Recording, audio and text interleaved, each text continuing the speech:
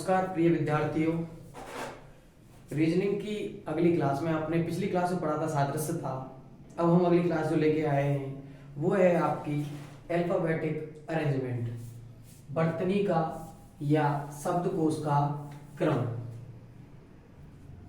वर्तनी या शब्दकोश क्रम, वर्तनी या शब्दकोश क्रम ये आधारित है आपके इंग्लिश अल्फाबेट पर। किस पर आधारित है? इंग्लिश अल्फाबेट पर। अंग्रेजी वर्णमाला, अंग्रेजी वर्णमाला, अंग्रेजी वर्णमाला में अपने पास कितने अक्षर हैं? टोटल 26, जिन्हें अपन आप बचपन से पढ़ते आ रहे हैं ए टू जेड। जो ए टू जेड अपन जो शब्द अक्षर पढ़ते हुए आ रहे हैं ना, उस चीज का ही अरेंजमेंट करना है अपन को। अरेंजमेंट करना आना चाहिए कि डिक्शनरी में कैसे कैसे शब्दों को लिखा जाता है। अगर आपके पास 4 शब्द दिए गए हों, उनका क्या क्रम रहेगा, क्या नहीं रहेगा, उन पर आपको संख्याएं दे दी जाती हैं 1 3 5, ये जैसे 1 2 3 4 या 4 3 2 1 1 4 2 3, उस तरीके के क्वेश्चन आपको यहाँ से पुट अप होते हैं। अब देखिए, मैं आपके लिए शब्द लिख देता हूं। मान के चलो मैंने पहले नंबर पर आपको लिख दिया पुट। क्या लिख दिया? पुट। दूसरे पर मैंने लिख दिया कट। तीसरे पर मैंने लिख दिया आपको डॉग। और चौथे पर मैंने आपको लिख दिया इंक। 4 डिजिट मैंने लिख दिए और इनको आपको अल्फाबेटिकल रूप में लिखना है। किस में लिखना है? अल्फाबेटिकल रूप में। अब अल्फाबेटिकल रूप में यहाँ 3 अक्षर है और 3 अक्षर वाले शब्द हैं, बिल्कुल आसान हो जाएगा, क्योंकि अपने पास जो इनका फर्स्ट लेटर है वो सबका क्या दिया गया है? अलग अलग दिया गया है, तो अपन को आसानी हो जाएगी। भाई देखो, सबसे पहले जो अंग्रेजी वर्णमाला की इंग्लिश अल्फाबेट में जो अपन अरेंजमेंट देखते हैं, शब्दकोश डिक्शनरी वाला जो आपको अरेंजमेंट देखना है, उसमें आपके पास आना क्या चाहिए कि जो क्रम है, क्रम का ध्यान रखें।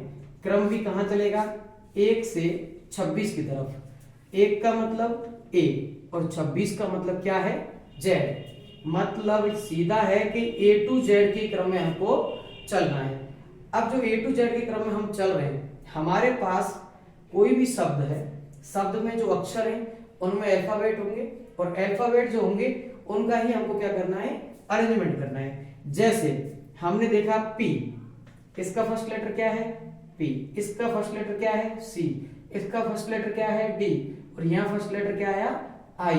अब हमको क्रम में देखना है कौन सा पहले आता है। क्रम हम चलने लगे तो हमने देखा क्रम में ये पहले आएगा भाई A B C. First number पर कौन सा आ गया? ये आ गया। Second number A B C D. Second number पर कौन सा आ गया? ये आ गया। A B C D E F G H I कौन सा आया? थर्ड नंबर पे क्या आ गया? I. J K L M N O P कितने पे? फोर्थ नंबर पे क्या आ गया? पी आ गया। अब क्रम क्या होगा? जो ये लेटर है ये कौन से नंबर पे जाएगा? फर्स्ट पर। ये है कौन से पे जाएगा? सेकंड पर। ये है जो किस पर जाएगा? थर्ड पर। और ये भी किस पर जाएगा? अब फोर्थ पर। हमको क्रम पता चलने लगा।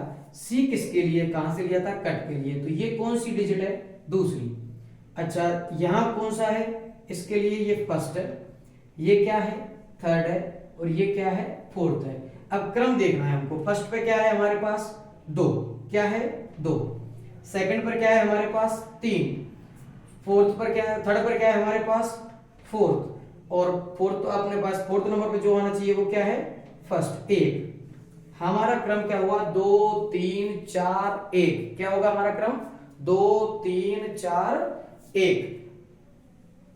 अब जिनको लिखना है वो यहां से लिखें। परफॉर्मा यही रहेगा। अभी हमने सिर्फ फर्स्ट लेटर के बारे में लिखा है, ठीक है। इनका जो तरीका है वो यही चलता रहेगा प्रोसेस। जिनको लिखना है वो स्क्रीनशॉट भी ले सकते हैं, जिससे आपके पास टाइम की बचत होगी। और जिनको वैसे लिखना है, टाइम है, जो जल्दी फटाफट लिख लीजिएगा। उसके बाद अपन आगे चलते हैं। ये उनके लिए है जो उनके फर्स्ट लेटर अलग अलग होते हैं। अब इसी चीज को मैं आपको यहां से समझाऊंगा कि किस तरीके की टर्म एंड कंडीशन इसमें चल रही है। पहली बात कि एक शब्द में आपके पास कोई स्पेलिंग दी गई है।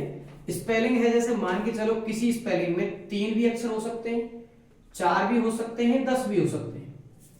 स्पेलिंग की जो स्ट्रेंथ है, जो उसका साइज है कि स्पेलिंग कितने अक्षरों से, कितने लेटरों से बनी हुई है, वो कोई डिपेंड नहीं करती है, मतलब नॉन डिपेंडेंट, नॉट डिपेंड।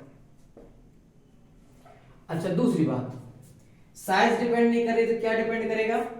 उनके सिमिलर जो स्थान है, सेम स्थान है, समान स्थान पर, समान जो स्थान है, समान स्थान पर आने वाले अक्षर क्या करेंगे डिपेंड? समान स्थान पर आने वाले अक्षर। अब सर ये क्या है समान स्थान पर आने वाले अक्षर? समान स्थान पर ये है, अगर देखो आपके पास स्पेलिंग है, मान के चलो 4 स्पेलिंग है, 2 स्पेलिंग है, 3 स्पेलिंग है। फर्स्ट रूल नंबर फर्स्ट क्या कहता है? रूल नंबर फर्स्ट कहता है कि दिए गए अक्षरों का क्या देखो? प्रथम वर्ण देखो, फर्स्ट लेटर। क्या देखोगे आप? फर्स्ट लेटर, प्रथम वर्ण, फर्स्ट लेटर। आपने देखा फर्स्ट लेटर, प्रथम वर्ण देखा, प्रथम वर्ण में आपको देखना है पहले उनका अरेंजमेंट करना है, क्रम छोटा, पहले कौन आ रहा है उनका अरेंजमेंट करना है। अगर आपका प्रथम वर्ण सही होता है तो रूल नंबर 2 कहता है कि भाई आपका, अगर आपका प्रथम वर्ण का अरेंजमेंट हो गया तो फिर आपको देखना है कि यदि प्रथम वर्ण समान हो। रूल नंबर 2 कब अप्लाई होगा? यदि प्रथम वर्ण क्या हो? समान। फर्स्ट लेटर अगर दोनों का सेम है तो फिर क्या होगा? फिर आपको क्या करना है? अब द्वितीय वर्ण को चेक करना है और द्वितीय वर्ण का अल्फाबेटिकल रूप लिखना है। द्वितीय वर्ण मतलब सेकंड लेटर, सेकंड लेटर। आप दूसरे वर्ण का अरेंजमेंट करने लग जाओगे, जैसे मान के चलो पहला अक्षर ए सब में समान आ गया, उसके बाद आप क्या करोगे? उनका अरेंजमेंट करने लग जाओगे। अब रूल नंबर 3 क्या कहता है? ऐसे ही रूल नंबर आप भले ही कितने भी बना लो, जितने आपके पास डिजिट हो। अब देखिए क्या है, वो कब कहेगा? रूल नंबर 3 कब लगेगा? यदि द्वितीय वर्ण भी क्या आ जाए? सेम आ जाए। क्या आ जाए? द्वितीय वर्ण भी क्या हो जाए? समान। द्वितीय वर्ण समान होने पर अपन किसको जांच करेंगे? तृतीय वर्ण की जांच करेंगे। किसकी जांच करेंगे? तृतीय वर्ण की। अब देखना, मैंने कहा जब आपके पास एक है ANT, दूसरा है आपके पास मैंने कहा BOY। अब आपको सीधा सा पता है फर्स्ट लेटर देखना है। क्या देखना है आपको? फर्स्ट लेटर देखना है। फर्स्ट लेटर देखना है तो आप किसको प्रथम स्थान दोगे? A को। द्वितीय स्थान किसको दोगे? B को। तो यहां आपने अरेंजमेंट कर दिया है। लेकिन अगर मैं आपको दे देता ANT और दूसरा दे देता आपको ASK, आंट और आस्क। अब एंड और आस्क दे दिया आपको, तो आपने देखा प्रथम वर्ण दोनों का क्या है? समान है। प्रथम वर्ण दोनों का क्या है? समान है। अगर प्रथम वर्ण दोनों का समान हुआ तो अपन क्या करेंगे? अब दूसरे वर्ण की तरफ बढ़ेंगे। भाई प्रथम वर्ण अपना समान हो गया तो दूसरे में देखा यहाँ N है और यहाँ क्या है? S। N पहले आया या S? जो पहले आया उसको फर्स्ट दिया, जो बाद में आया उसको सेकंड दिया। अब अरेंजमेंट हुआ या नहीं हुआ? फर्स्ट नंबर पे कौन आएगा? ANT डिक्शनरी में। बाद में कौन आएगा? ASK। अच्छा, उसके बाद अपन चलते हैं, यदि फर्स्ट और सेकंड दोनों सिमिलर हो जाएं, जैसे मैंने कह दिया आपको ये हो गया, जैसे अपन कहते हैं एक एक्सरे कह दिया या दूसरा एक्सरे, तो क्या लेते हो अपन? एक्समस ले लिया। इन दोनों में भी एक क्या है? सिमिलर है। सिमिलर होने पर अपन दूसरे से चेक कर लेंगे। कैसे चेक कर लेंगे? दूसरे से चेक कर लेंगे। अगर मैं कहूं, जैसे आपके लिए ये मैं ले लेता हूं यूरोप और यूरोपियन। अब आपने देखा कि 5 डिजिट दोनों की सेम है। 5 डिजिट क्या है? दोनों की सेम है। अगर 5 वर्ण जब सेम हो गए तो अपने को 5 वर्णों को हटा देना है। इसका मतलब 5 वर्णों से कोई कंपैरिजन नहीं है अपने को। 5 वर्णों से कंपैरिजन नहीं है तो सर किससे कंपैरिजन है? कंपैरिजन होगा आपका छठे वर्ण से। किससे कंपैरिजन होगा? छठे वर्ण से। ई पहले आया है आई, ई पहले आया तो उसको अपन क्या दे देंगे? फर्स्ट, एंड आई बाद में आया तो उसको क्या दे देंगे? सेकंड। मतलब सीधा है, डिक्शनरी में यूरोप पहले आएगा बजाय यूरोपियन के। ठीक है, अब अपन बात करते हैं इससे आगे। अब जिनको लिखना है वो लिख सकते हैं। इनके लिए आपने देखा कि रूल नंबर फर्स्ट, प्रथम वर्ण अगर आपका समान आ जाता है तो रूल नंबर सेकंड बनता है दूसरे वर्ण के लिए, और दूसरा वर्ण भी अगर समान आ जाता है तो अपना तीसरा वर्ण के लिए क्या बनता है कि भाई दूसरा वर्ण जब समान हो तो अपन क्या करेंगे? तीसरे वर्ण को चेक करेंगे। यदि तीसरा वर्ण भी समान होता है तो चौथे वर्ण को चेक करेंगे। चौथा वर्ण भी समान होता है तो पांचवें वर्ण को चेक करेंगे। और जब 5 वर्ण समान हो जाएं तो छठे वर्ण को चेक करेंगे। यही क्रम निरंतर चलता रहेगा। जहां तक समान है वहां तक आप इग्नोर कीजिए, उसके अगले वर्ण से क्या कीजिए? कंपैरिजन करते रहिएगा। और इसी प्रकार आपका इनका वर्तनी का शब्द का क्रम आपका चलता रहेगा। दूसरी बात, अब अपन चलते हैं इसके एग्जांपल्स। मान के चलो आपके में किस तरीके से आ सकते हैं, जैसे मैंने कह दिया आपके में आ सकते हैं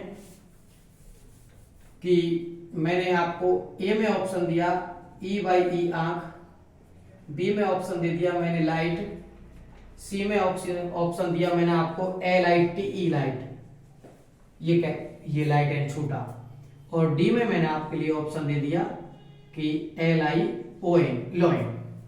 सीधा सा है, पहला डिजिट चेक किया, पहला डिजिट चेक किया तो हमारे पास क्या आया निकल के आई। ये तो तीनों एल वाले हैं, प्रथम वर्ण इनका समान है, लेकिन निकल के कौन आ गया, आई। तो हमने उसको लिख लिया आई, हमारे पास फर्स्ट आ गया। डिक्शनरी में सबसे पहले कौन आएगा इनमें से, आई। अब हमने देखा यहां यहां यहां फर्स्ट लेटर भी समान, उसके बाद सेकंड लेटर चेक किया, सेकंड लेटर आई भी दोनों में समान है। अब सेकंड लेटर जब दोनों में आई समान हो गया तो अब थर्ड लेटर की तरफ बढ़ते हैं। थर्ड लेटर क्या है, यहाँ जी, इधर से क्या है टी, और इधर क्या है ओ। तो अपन देखते हैं कि जी पहले आया, टी पहले आएगा या ओ पहले आएगा। तो अपन को सीधा पता है कौन पहले आता है, जी। तो अपने पास क्या ऑप्शन हो जाएगा, लाइट। क्या हो जाएगा, लाइट। उसके बाद अपने पास क्या आएगा, LION। क्यों, क्योंकि भाई GHIJKLMNO कौन आया, ओ आ रहा है। अगर अब अपने पास ओ आ गया, फर्स्ट हुआ, सेकंड हुआ, थर्ड हुआ, अब सीधा सहायक बचा भी कौन है अपने पास, LITE लाइट।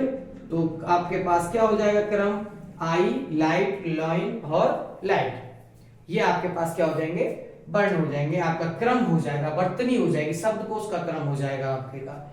ठीक है, इसके साथ जैसे अपन और एग्जांपल अगर लेना चाहें कि भाई अपने पास और एग्जांपल्स लेने की अब जरूरत पड़ रही है, तो एग्जांपल्स नंबर आप 2 ले लीजिए। जैसे अपने आसपास की, मान के चलो मैंने लिख दिया कि आपको कलर। दूसरा आपके लिए ये तो लिख दिया मैंने ए, और बी आपके लिए लिख दिया मैंने कूल, और सी आपके लिए लिख दिया मैंने कैट, और डी आपके लिए लिख दिया मैंने कटर। डी आपके लिए लिख दिया कटर। तो आपको चेक क्या करना है, चेक करना है, देखिए सी सब में समान है, प्रथम डिजिट क्या हुआ, सब में समान है, तो प्रथम डिजिट को आप छोड़ दीजिएगा, प्रथम डिजिट क्या हो गई, छूट जाएगी। आप प्रथम अल्फाबेट छोड़ा, दूसरे पर चेक कीजिए ओ, ए और यू। अब हमको पता चल गया ये तो फर्स्ट पे गया, अब मैंने लिख दिया कैट, फर्स्ट पे जा रहा है। कटर का पता है सबसे लास्ट में गया, लेकिन इन दोनों में अब कंफ्यूजन है, ओ किसको पहले ले और किसको नहीं ले। तो ये तो फर्स्ट हो गया, ये फोर्थ हो गया, दोनों में ओ है बीच में। अब चेक करते हैं इनमें से कौन सा आने वाला है क्रम में। तो देखिए अगला एल है और यहां पर क्या है, ओ। तो अब बताइए एल पहले आता है, ओ पहले आता है, भाई सीधा सा है, क्या पहले आएगा, एल पहले आएगा। तो आप क्या लिखोगे सेकंड नंबर पर, कलर। क्या लिखोगे, कलर। और थर्ड नंबर पर क्या लिखोगे आप, कूल लिखोगे। क्या लिखोगे, कूल लिखोगे। जिनको लिखना है वो लिख लीजिएगा, और जिनको स्क्रीनशॉट लेना है वो स्क्रीनशॉट ले लें फटाफट जल्दी से, फिर अपन आगे चलेंगे। ठीक है दोस्तों,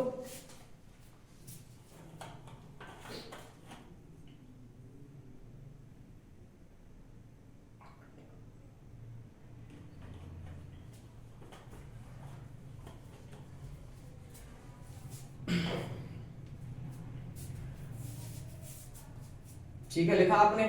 उसके बाद चलते हैं अपन आगे, और एग्जांपल्स इस सीरीज में अगर लेना चाहते हो तो। अब देखिए आपके पास एक और तरीका है, मैं अगर कहूं जैसे एक स्पेशल केस होते हैं। स्पेशल केस क्या होता है, स्पेशल केस ऐसा होता है, स्पेशल केस अल्फाबेट में उस जगह पर आकर हम खुद भूल जाते हैं कि अब हमको करना क्या है। ठीक है, वो स्पेशल केस ये है कि यदि कोई स्पेलिंग बीच में ही समाप्त हो जाए, क्या हो जाए, बीच में ही समाप्त हो जाए। अच्छा, बीच में समाप्त हो जाए का मतलब कि जहां तक हम कंपैरिजन कर रहे हैं, कंपैरिजन जहां तक हम कर रहे हैं, कंपैरिजन जहां तक हो रहा है वहां तक तो वो क्या है, सेम है, वहां तक क्या है वो सेम है, कंपैरिजन तक तो सेम है। जहां तक हम एक दूसरे की तुलना कर रहे हैं, कौन पहले आएगा कौन बाद में आएगा, वहां तक वो क्या है, सेम है। लेकिन उसके आगे एक तो क्या हो जाती है, समाप्त हो जाती है, कंप्लीट हो जाती है। एक स्पेलिंग क्या हुई, पूर्ण हुई। लेकिन दूसरी अभी उसके आगे क्या है, कंटिन्यू है। कंटिन्यू है मतलब आगे चल रही है स्पेलिंग। अब बताओ इस स्पेशल केस में क्या होता है।